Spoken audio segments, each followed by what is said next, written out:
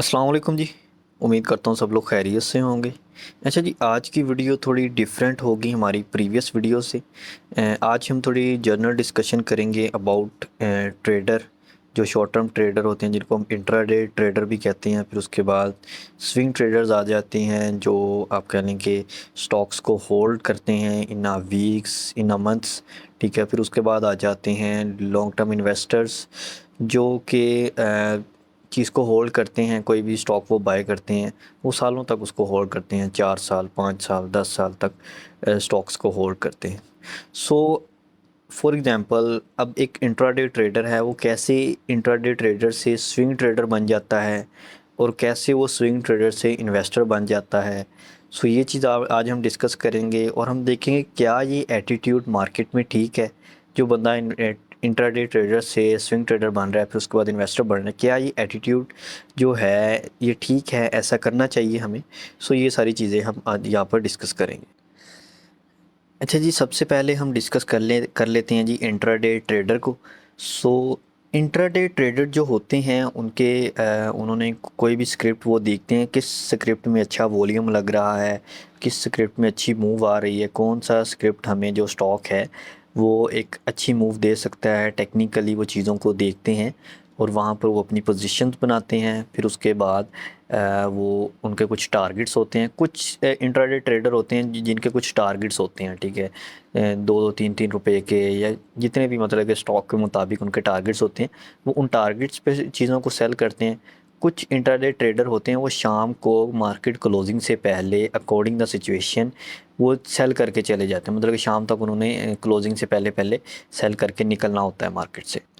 अच्छा जी, वो तो बात ठीक होगी कि जिन्होंने शाम तक या क्लोजिंग से पहले पहले मार्केट से निकलना है, वो इन शॉर्ट टर्म ट्रेड करते हैं, अपनी स्टॉप लॉस लगाते हैं नीचे या फिर नहीं लगाते, या जो भी उनका टारगेट होता है उन्होंने शाम तक उनकी एक टाइमिंग सेट होता है, उसके मुताबिक उन्होंने मार्केट से एग्ज़िट करना होता है। उसके बाद कुछ ट्रेडर्स होते हैं जिनके टारगेट्स होते हैं। फॉर एग्ज़ाम्पल, हम इसी चार्ट को ले लेते हैं, ये KSE 100 इंडेक्स का चार्ट है। जस्ट एग्जांपल हम यहाँ से ले लेते हैं, ठीक है। फॉर एग्ज़ाम्पल ये 15 मिनट का चार्ट है। सो यहाँ पर हमने चीज़ को ब्रेकआउट पे उन्होंने बाय किया, उनका टारगेट है ये वाला, स्टॉप लॉस उन्होंने लगाया यहाँ पर, सही है। सो अब यहाँ पर वो देखेंगे कि चीज़ अगर आप जा रही है उनका टारगेट पर, 1 दिन में जा रही है, 2 दिन में पहुँच रही है या 3 दिन में जा रही है, सो इस टारगेट तक चीज़ों को सेल करेंगे, जो रूल है, ठीक है। अब जनरली इस रूल को फॉलो किया जाता है या नहीं किया जाता, वो एक अलग चीज़ है। यहाँ पर वो सेल करेंगे, उसके बाद जैसे ही वो नीचे आएगा या स्टॉप लॉस हिट होता है, वो वहाँ पर अपना ट्रेड को क्लोज कर देंगे। सो अब हमने ये देखना है सबसे पहले इंट्राडे ट्रेडिंग में, या शॉर्ट टर्म ट्रेड आप इसको कह सकते हैं, कि ये चीज़ें जो आपको मैंने बताई हैं, ये स्टॉप लॉस है, इस पे हमने निकल जाना है, या जो हमारा टारगेट है इस पे हमने प्रॉफिट बुक कर लेना है, क्या ये चीज़ें फॉलो हो रही हैं मार्केट में। अगर ये फॉलो हो रही हैं सो फिर भी लोग लॉसेस में क्यों हैं अभी, ठीक है। सो ये चीज़ देखने वाली है। सो यहाँ पर अगर हम देखें, ये जो चीज़ें हैं, स्टॉप लॉस फॉर एग्जांपल हमने लगाया हुआ है, यहाँ पे हमारे पास 5 रुपये पे हमने किसी भी स्टॉक को बाई किया है, ठीक है। उसके बाद हमारा जो टारगेट है वो 10 रुपये का है, हमारा जो स्टॉप लॉस है वो आप कह लें कि 1 रुपये का हमारा स्टॉप लॉस है, जस्ट एग्जाम्पल, ठीक है। ये हमारा एंट्री प्राइस है, ठीक है, 15 रुपये की। उसके बाद ये हमारा टारगेट है 20 का, फिर उसके बाद ये हमारा स्टॉप लॉस है 10 रुपये तक, ठीक है। अगर ये स्टॉक यहाँ से 10 रुपये तक गिरेगा सो हम यहाँ पर इसको सेल कर देंगे, लॉस बुक कर लेंगे। उसके बाद हाई जाता है सो वहाँ पर हम प्रॉफिट बुक कर लेंगे। सो अब होता क्या है मार्केट में, अक्सर जो हमारे न्यू कमर्स हैं, जो नए अकाउंट्स ओपन हुए हैं, माशाल्लाह काफ़ी लोग स्टॉक मार्केट में नए आए हैं। सो वो करते क्या हैं, फॉर एग्जांपल हमारा टारगेट 20 का है। सो अब होता ये है कि यहाँ से स्टॉक 20 की तरफ जाता है, 20 टारगेट हिट हो जाता है, लेकिन वो वहाँ पर सेल नहीं कर पाते। हालांकि हमारे पास एक एग्जैक्ट टारगेट मौजूद है, उस चीज़ को हम वहाँ पर सेल नहीं कर पाते। उसके बाद सेम चीज़ हम यहाँ पे यूज़ करते हैं डाउन साइड के लिए। डाउन साइड पे जब भी स्टॉप लॉस हिट होता है, हमें तो टेक्निकली तो वहाँ पे निकल जाना चाहिए, लेकिन ये एक अलग बहस है। अब लोगों के माइंड में ये भी क्वेश्चन है कि वो स्टॉप लॉस हिट करने के बाद स्टॉक अप चला जाता है, ठीक है।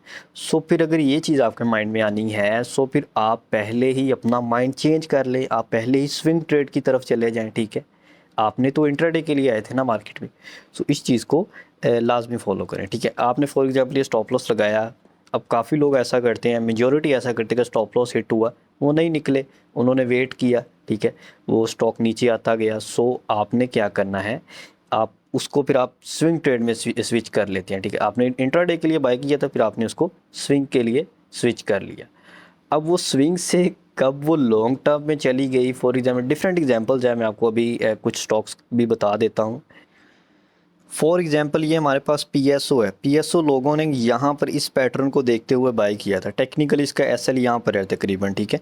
सो यहाँ पर निकल जाना चाहिए था, जिनका एसएल रेट हो यहाँ पे निकल जाते, लेकिन लोगों ने इसको अभी तक होल्ड किया हुआ है। सो ये चीज़ जो है, अब वो क्या हुआ, या अगर उन्होंने यहाँ पर स्विंग ट्रेड ली हुई थी, यहाँ पर तकरीबन स्विंग ट्रेड ही बनती है। सो अगर स्विंग ट्रेड ली हुई थी, सो स्विंग से वो कैसे इतने आप कह लेंगे लॉन्ग टर्म में शिफ्ट हो गए।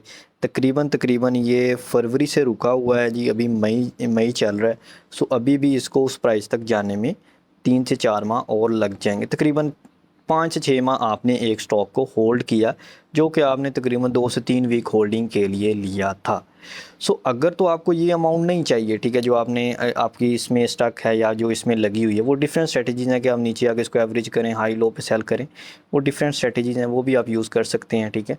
सो अगर तो आपने आपका माइंडसेट है कि अगर इसमें मेरी अमाउंट है वो रहे, कोई मसला नहीं है, मैं इंशाल्लाह अकॉर्डिंग द सिचुएशन जैसे ही थोड़ी रिकवरी देता है, सो मैं वहाँ पे निकल जाऊँगा, ठीक है। सो ये माइंडसेट है, सो फिर कोई, लेकिन अगर आपकी अमाउंट ऐसी थी कि आपको कुछ अरसे बाद वो अमाउंट की ज़रूरत थी, सो फिर तो यहाँ पर आपसे मिस्टेक हो गई, फिर तो आपको यहाँ पर स्टॉप लॉस पे निकलना चाहिए था। सो द थिंग इज़ कि आपका जो माइंडसेट आपने पहले से तैयार किया हो कि मैंने ये ट्रेड ली है, मेरा ये स्टॉप लॉस है, मेरा ये टारगेट है, अगर यहाँ पे जाएंगी चीज़ें, सो मैं उसके अकॉर्डिंग एक्ट करूँगा, ये आपका रूल है, ठीक है। टेक्निकली ये चीज़ें फॉलो करनी चाहिए, आप इनको फॉलो करें, ठीक है।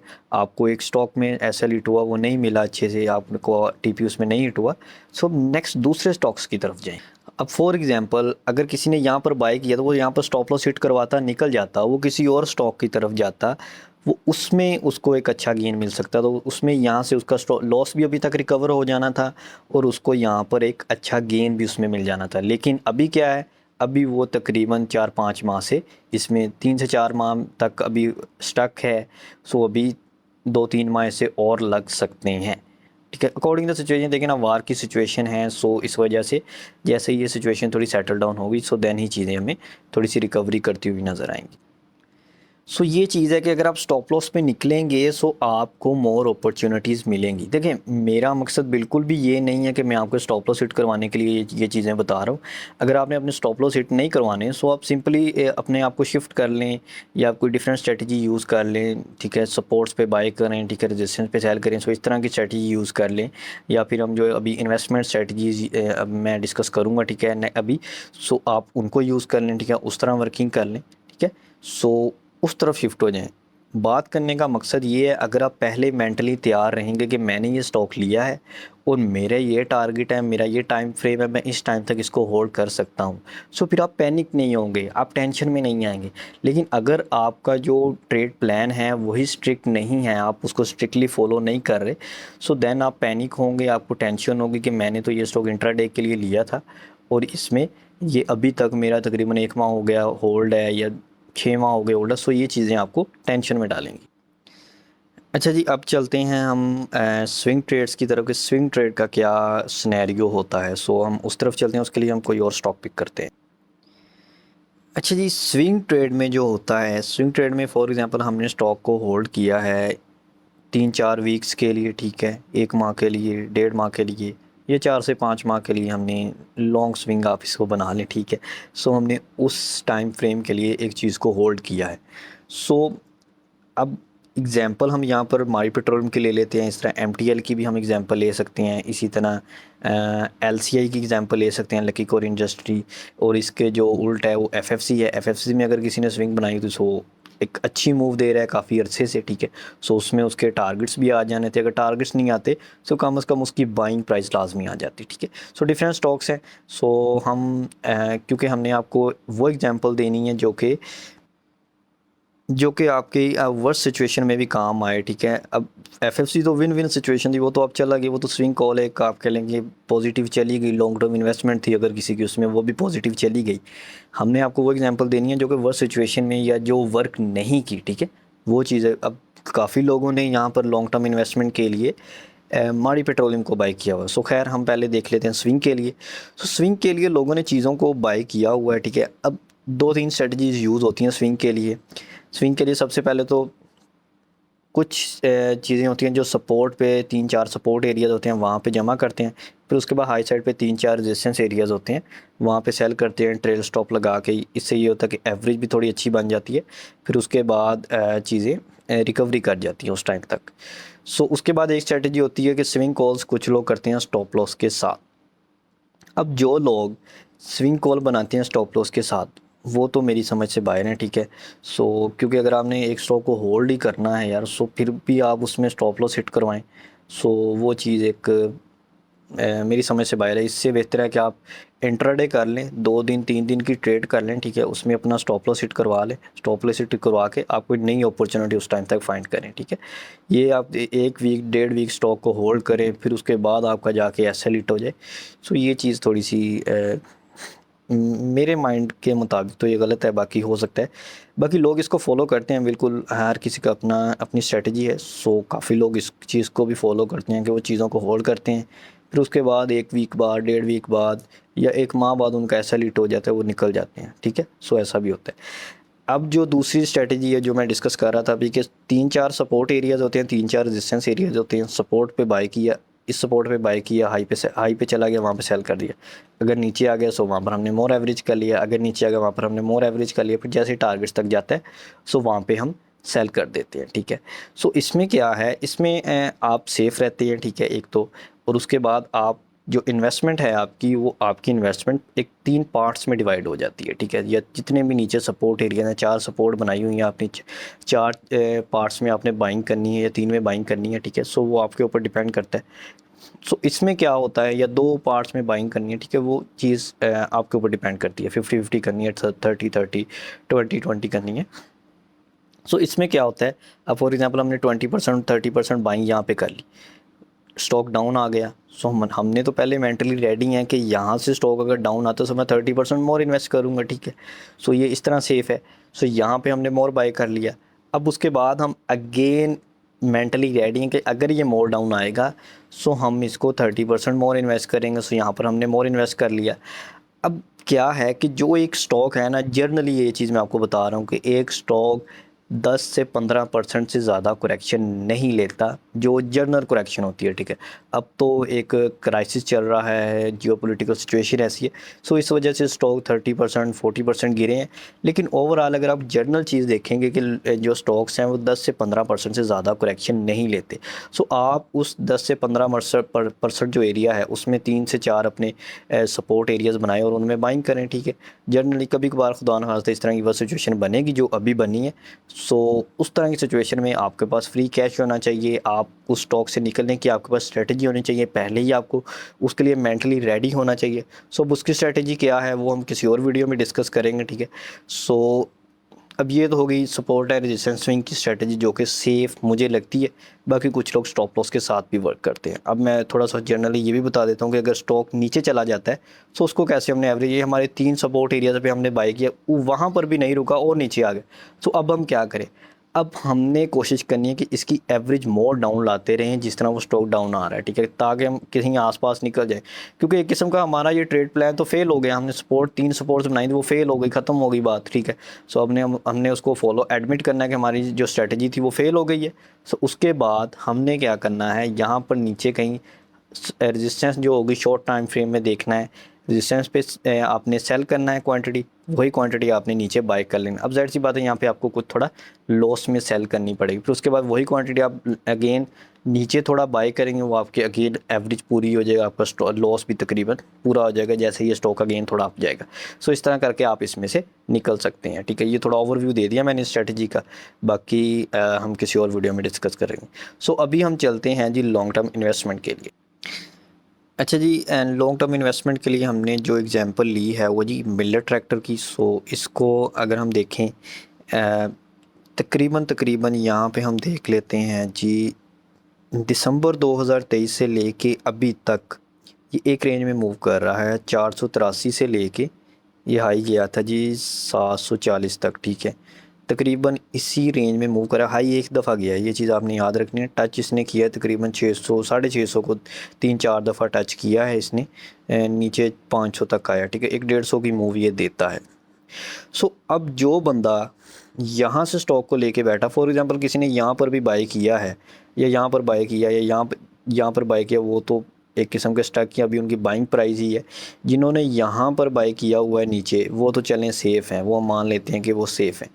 अब कुछ लोगों ने यहाँ पे अगर बाय किया हुआ है लॉन्ग टर्म इन्वेस्टमेंट के लिए, जिनसे एक रॉन्ग चॉइस तो हम इसे नहीं कहेंगे, एमटीएल एक अच्छा स्टॉक है। हमने जो भी एग्जांपल्स ली हैं वो अच्छे स्टॉक्स की ली हैं। मारी पेट्रोलियम अच्छा स्टॉक है। सो मारी पेट्रोलियम भी सेम है, उसको भी अगर आप लॉन्ग टर्म के जो हम अभी ये बात करेंगे सो उसके मुताबिक देखें, वो भी सेम सिनेरियो में ही अभी है। सो अब एक बंदे ने यहाँ पे स्टॉक को बाय किए, यहाँ पर 2020 में प्राइस थी जी 130, ठीक है। 2020 में प्राइस थी, हम अगेन देख लेते हैं जी 130 तकरीबन। फिर उसके बाद 2023 में थी प्राइस जी तकरीबन 500, 100 से 500 हो गई प्राइस। 3 सालों में आप कह लेंगे, तकरीबन 3 सालों में ये 100 से 500 हो गई प्राइस। सो उसके बाद जो अगले 3 साल हैं वो आपकी प्राइस अभी भी वहाँ पर खड़ी है अगले 3 साल में। सो अब यहाँ पर जो चीज़ मैं आपको बताना चाह रहा हूँ वो ये है कि यहाँ पर जिसने बाय किया, क्या उसने वहाँ यहाँ पे जाके डिसीजन मेकिंग की है कि मैंने यहाँ पर प्रॉफिट बुक करना है, ठीक है। अब एक बंदे ने यहाँ पे बाय किया, उसने कि मैंने एमटीएल ले लिया है, अब ये पड़ा है मेरे पास 10 साल के लिए, ठीक है। सो यहाँ पर तो तकरीबन उसके हो गए हैं जी इस एरिया में 6 साल तो यहाँ पर हो गए हैं। 6 साल में से 3 साल ये स्टॉक यहाँ पे रुका रहा है और 3 साल की ये मूव है। 3 साल में उसके मतलब कि इन्वेस्टमेंट 5 गुना हो गई है तकरीबन, फॉर जस्ट एग्जांपल। सो यहाँ पे वो तकरीबन अभी 5 गुना पे खड़ा है अगले 3 साल में भी। सो अब जो बात करने का मकसद ये है कि हमने तो स्टॉक लिया था 10 साल के लिए, 6 साल की मूव ये है, 3 साल एक ही रेंज में है, ये हमारे पास मूव है तकरीबन 3 साल की। सो यहाँ पे जो चीज़ है कि क्या यहाँ पर जिसने नीचे बाय किया, यहाँ पर प्रॉफिट बुक किया, यहाँ पे प्रॉफिट बुक किया। सो जो चीज़ है कि जो बंदा लॉन्ग टर्म इन्वेस्टमेंट के लिए बाय करता है, अब वो तो सिनेरियो हो गया, उसने यहाँ पे सेल कर लिया होगा, जस्ट एग्जांपल। अब जिस बंदे ने यहाँ पे आके इस ब्रेकआउट की बुनियाद पे उसने समझा कंपनी बहुत अच्छी है, ब्रेकआउट भी दे दिया, यहाँ पे मैं बाय करता हूँ। जिस बंदे ने यहाँ पे इन्वेस्टमेंट की 470 पे, वो 700 पे गया, वो नहीं निकला, उसने तो सालों के लिए इन्वेस्टमेंट की थी। ये तो आप कह लें कि तकरीबन 1 साल में ये तो इतना हो गया, ठीक है। 800 400 से 800 हो गया फॉर एग्जांपल। उसने तो कहा कि ये और ऊपर जाएगा, पड़ा रहे। सो यहाँ पे अगर आप देखें अगले साल वो उससे भी डाउन आ गया। सो मकसद बात करने का ये है कि यहाँ पे अगर आपने कोई चीज़ बाय की है, सो इसको आपने मंथली के चार्ट के मुताबिक फॉर एग्जांपल यहाँ पे बाय कर लिया, आपका टारगेट 1000 है इसमें। सो आपने क्या करना है, इसमें जो स्ट्रेटजी होनी चाहिए कि आपने डाउन टाइम फ्रेम में आ जाना है, आपने मंथली से डेली के टाइम फ्रेम में आ जाना है। उसमें आपने देखने कि इसके नियर रेजिस्टेंस एरियाज़ कौन से हैं, ठीक है। उस रेजिस्टेंस एरियाज़ पे फॉर एग्जांपल आपने यहाँ पे 10,000 शेयर बाय किए हैं लॉन्ग टर्म के लिए। सो आपने क्या करना है, इसका जो रेजिस्टेंस एरिया आपने 400 पे बाय किया, इसका रेजिस्टेंस एरिया 550 पे बन रहा है, जस्ट एग्जांपल। सो आप क्या करें कि यहाँ पे 2,000-3,000 शेयर्स को ऑफलोड करें, ठीक है। अब इससे क्या होगा, आपने थोड़ा प्रॉफिट बुक कर लिया, ठीक है। आपको थोड़ा मोटिवेशन आ गई, इंस्पायर्ड हुए कि ठीक है चल रहा है स्टॉक, हमने थोड़ा सा प्रॉफिट भी बुक कर लिया। सो उसके बाद आपने अगेन स्टॉक डाउन आया, आपने जो क्वांटिटी 2000 सेल की थी वो अगेन बाय कर ली, ठीक है। सो आपका प्रॉफिट भी थोड़ा बन गया और क्वांटिटी भी अगेन पूरी हो गई। सो उसके बाद आपने इसी स्ट्रेटजी को यूज़ करते रहें, ये एक प्रॉफिटेबल स्ट्रेटजी है, ठीक है। अब फॉर एग्जांपल आप एक स्टॉक को लेके बैठे हुए हैं सालों से, 3 साल से, जिसने यहाँ पे 400 पे लिया हुआ है। सो अभी तो मेरे ख्याल से इसमें कोई गेन ही नहीं है, 400 के मुताबिक 550 पे खड़ा है, ठीक है। सो इस तरह लॉन्ग टर्म इन्वेस्टमेंट में तो ये सच कोई मतलब कि गेन नहीं है, ठीक है। सो अगर आपने स्टॉक लिया है सो उसमें आप ये करें, लॉन्ग टर्म इन्वेस्टमेंट के लिए भी लिया है, कि उसके support and resistance areas find करें, आप उस पर वर्किंग करें, ठीक है। ये नहीं कि आपने एक दफ़ा बाय कर लिया सो 10 साल के लिए पड़ा है, पड़ा रहे, नहीं, ऐसा नहीं हो सकता है कि वो 10 साल बाद अगेन अल्लाह ना करे कि ये स्टॉक 200 पे आ जाए, सो फिर कौन ज़िम्मेदार है, ठीक है। सो आपने उस पर वर्किंग करते रहना है, आपने थोड़ा थोड़ा उसमें से रेजिस्टेंस एरियाज़ पे प्रॉफिट बुक करते रहना है, ठीक है।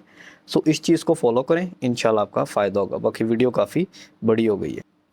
सो एंड पे जो समरी है वो हमने डिस्कस किया है कि जो इंट्राडे हैं या स्विंग के लिए हैं, उनके कुछ टारगेट्स हैं, उनके कुछ सपोर्ट, इंट्राडे वाले को हैं उनका स्टॉप लॉस है या टीपी है, ठीक है।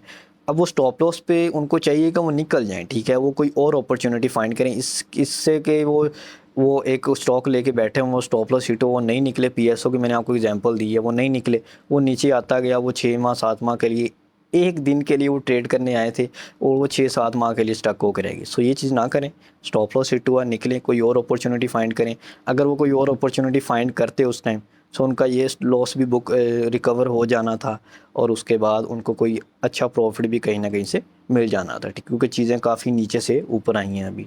सो उसके बाद स्विंग ट्रेडर्स का सिंपल है, सपोर्ट एरियाज़ पे बाय करें, ठीक है, उसके बाद रेजिस्टेंस एरियाज़ पे सेल करें। अगर सपोर्ट से चीज़ें नीचे चली जाती हैं वर्स्ट सिचुएशन में, सो वो मैंने आपको सारा बता दिया है, ठीक है। उसके बाद जो लॉन्ग टर्म इन्वेस्टमेंट वाले हैं वो कोशिश करें कि आपने सपोर्ट एंड रेजिस्टेंस एरिया, ख़्वाह वो वीकली के चार्ट के आप सपोर्ट एंड रेजिस्टेंस एरियाज़ देख लें या डेली के चार्ट के देख लें, तो वहाँ पे आप चीज़ों को हाई पे सेल करें, अगेन नीचे सपोर्ट पे बाय करें, हाई पे सेल करें, जितनी क्वांटिटी आपने हाई पे सेल की वो अगेन नीचे जैसे स्टॉक आता है वहाँ पे बाय कर लें।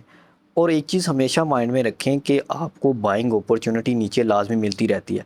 अब जिसने 1,90,000 पे, फॉर एग्जांपल 1,90,000 पे किसी ने कोई चीज़ सेल की होगी, ठीक है, किसी के पास 10,000 स्टॉक पड़े थे, उसने 3,000 2,000 स्टॉक हाई पे सेल कर दिए, 1,90,000 पे 1,88,000 तक यहाँ पर कहीं सेल कर दिए, ठीक है। तो उसके बाद आप देख लें इंडेक्स कहाँ खड़ा है, चीज़ें कहाँ पे आई हैं, सब किस सही है। सो अपॉर्चुनिटी उसको अगेन जो क्वांटिटी उसने ऊपर सेल की थी वो नीचे उसको अगेन मिल गई, उसकी एवरेज भी अच्छी आ जाएगी और उसने अपना प्रॉफिट भी बना लिया। सो इस तरह हाई पे सेल करें, उसके बाद वेट करें कि जैसे ही आपको नीचे अपॉर्चुनिटी मिले, सो वहाँ पे जो आपने क्वांटिटी सेल की हो वो अगेन रीबाई कर सकते हैं। सो होपफुली कि वीडियो आपको अच्छी लगी होगी। बाकी अगर अभी भी कोई कन्फ्यूजन हो सो आप कमेंट में बता सकते हैं। वीडियो आपको कैसी लगी ये भी आपने कमेंट में लाजमी बताना है। बाकी व्हाट्सअप का नंबर आपको नीचे शो हो रहा होगा, अगर कोई भी क्वेश्चन हो, कोई भी कन्फ्यूजन हो, किसी भी किस्म के स्टॉक के बारे में जानना हो, सो व्हाट्सअप पे भी मैसेज कर सकते हैं आप, कमेंट में भी बता सकते हैं। ओके जी, अल्लाह हाफ़िज़, जज़ाकल्लाह।